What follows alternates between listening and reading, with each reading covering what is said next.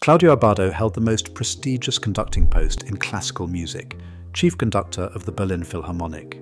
He succeeded Herbert von Karajan, who commanded that orchestra for 35 years with near total authority.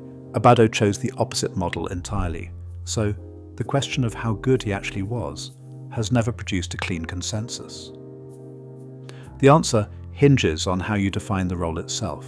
His father, Michelangelo Abbado, taught violin at the Giuseppe Verdi Conservatory, and his mother, Maria, sang in the cathedral choir. This environment exposed him to both Italian and Central European musical traditions from an early age. At 16, Abbado entered the Giuseppe Verdi Conservatory in Milan, where he studied piano, composition, and conducting under teachers including Renato Parodi and Mario Nascimbene. He received his conducting diploma in 1953. That same year, he attended the Accademia Musicale Chigiana in Siena for summer studies with Franco Ferrara. Seeking broader training, Abbado moved to Vienna in 1954 and enrolled at the Vienna Academy of Music. There, he studied with Hans Swarowski, a leading figure in the Austrian conducting tradition, and obtained his diploma in 1956. These years established Abbado's dual heritage, deeply rooted in the Italian operatic world, yet shaped by the rigorous analytical methods of the Viennese school. This combination would later inform both his technique and his approach to orchestral sound. In 1958, Claudio Abbado was awarded second prize at the International Conducting Competition in Milan, judged by a panel chaired by Carlo Maria Giulini. The competition bulletin confirms his recognition for a performance of Bruckner's Seventh Symphony.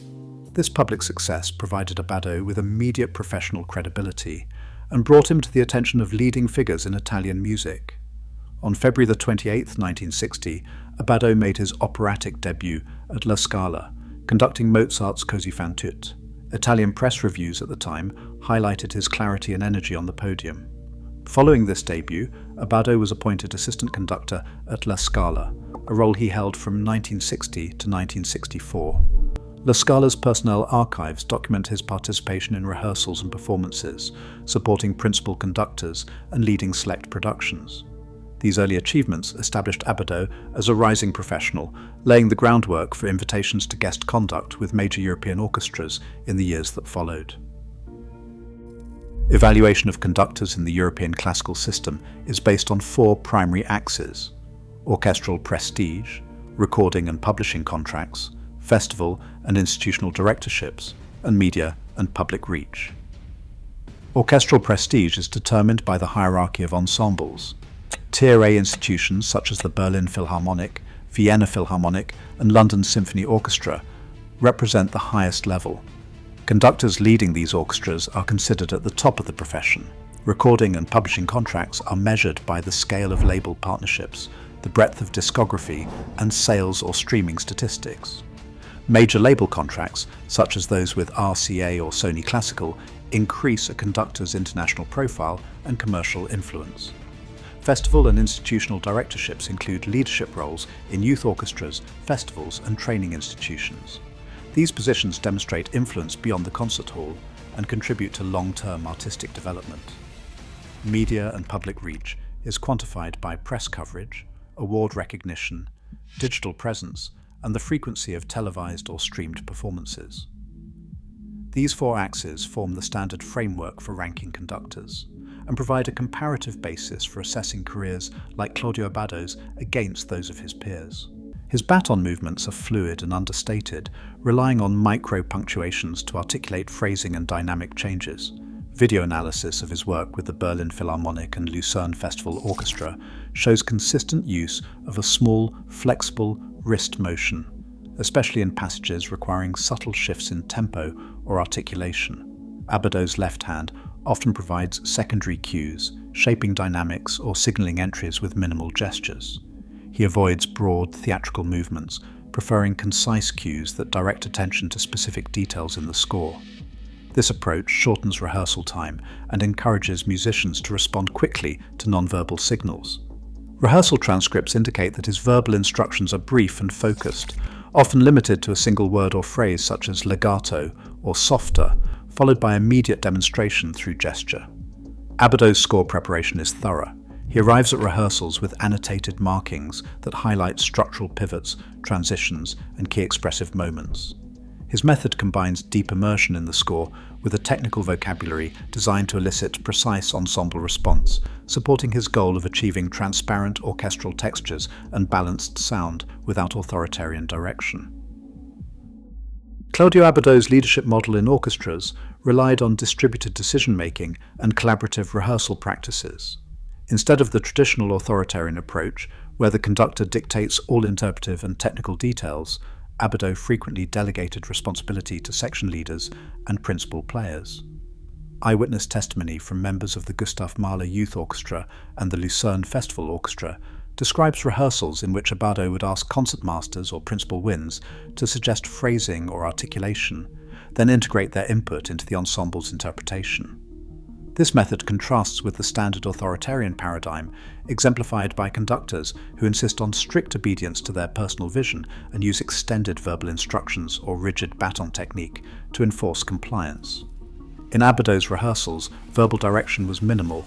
He often relied on brief cues or gestures and expected musicians to listen and respond to one another. Comparative literature and interviews with former players highlight the resulting shift in ensemble culture. Musicians reported a greater sense of ownership of the music and a more open atmosphere for creative dialogue. This collaborative model occasionally led to friction in institutions accustomed to hierarchical leadership, particularly during Abbado's tenure in Berlin, where the orchestra had a long history of following a single dominant artistic authority. The contrast between these models, Abbado's consultative style versus the autocratic tradition, became a central point of discussion among critics and musicians during his succession of Herbert von Karajan. The Berlin Philharmonic appointed Claudio Abbado as chief conductor in October 1989, following the long tenure of Herbert von Karajan. Press coverage at the time emphasized the board's expectations for continuity and artistic excellence, and the challenge of guiding the orchestra through a new era. Abbado's approach was subject to immediate scrutiny, with critics and musicians comparing his collaborative rehearsal style against the dominant legacy of his predecessor. The orchestra's internal communications and public statements from 1989 to 1990 document a period of adjustment, as Abbado introduced programming that included more contemporary repertoire and expanded the orchestra's festival appearances. In the early 2000s, Abbado's schedule with the Berlin Philharmonic shifted in response to health issues. Concert programs and press archives from 2000 to 2003 show a reduction in his conducting commitments, with several performances postponed or reassigned to guest conductors. Official statements from the orchestra reference a temporary medical leave, though specifics are limited to brief public updates. Despite these interruptions, Abbado made a notable return to lead significant concerts, including a performance of Mahler's Second Symphony that was widely noted in critical reviews. The period is characterized by a balance of institutional pressure, public expectation, and Abbado's efforts to maintain artistic standards during personal health challenges, with a core focus on the German-Austrian symphonic canon and Italian opera. His Mahler cycle, recorded with the Berlin Philharmonic and the Lucerne Festival Orchestra, is recognized for its complete scope and interpretive consistency. The Deutsche Grammophon anthology, with 257 CDs and 8 DVDs, documents his work across Beethoven, Brahms, Mozart, and Verdi. Abbado's Mozart recordings with the Berlin Philharmonic and Orchestra Mozart cover the major symphonies and operas. His Beethoven output includes all 9 symphonies and several concertos. The breadth of this catalogue, distributed across major labels, quantifies a legacy that continues to inform both performance and teaching. The Gustav Mahler Youth Orchestra, founded by Claudio Abbado in 1986, was established to provide advanced orchestral training for young musicians across Europe. The GMYO's charter set out a pan-European recruitment process and prioritized exposure to major repertoire under professional standards. Alumni include Gustavo Dudamel, Simon Rattle, and Emmanuel Pahud, each of whom credits the program with shaping their approach to ensemble playing and leadership. Abbado's mentorship extended beyond technical instruction, emphasizing shared responsibility and collective interpretation.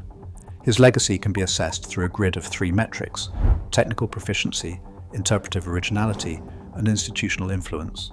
The GMYO's continued prominence and the achievements of its alumni serve as measurable outcomes of Abbado's pedagogical model. Today, orchestras worldwide increasingly prioritize collaborative leadership over rigid authority, Abbado's model, grounded in trust and shared artistic responsibility, remains a benchmark for evaluating conductors in the modern era. As institutions evolve, his influence persists in the standards and expectations shaping orchestral culture.